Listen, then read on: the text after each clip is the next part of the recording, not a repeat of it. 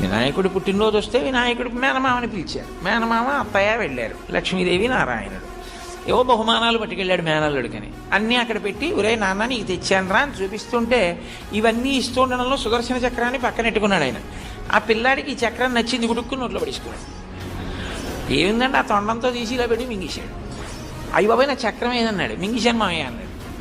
అయ్య బాబాయ్ మింగేస్తే ఎలాగరా, మరి ఎలాగరా, ఇచ్చేయిరా ఇచ్చేయిరా ఇచ్చేయిరా అంటే ఇస్తాడా? ఆ లంబోదరంలో పడేసుకుని పరిగెడుతున్నాడు అటు ఇటును.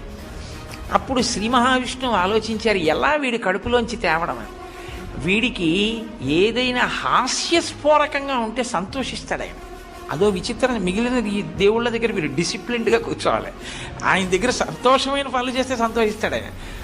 వీడికి నవ్వు పుట్టిద్దామని కుడి చెవి తీసి ఈ చెవిని ఎడం చెవిని పట్టుకుని గుంజీలన్నవి మొదట తీసిన వారు విష్ణుమూర్తి. గుంజీలు తీశారు.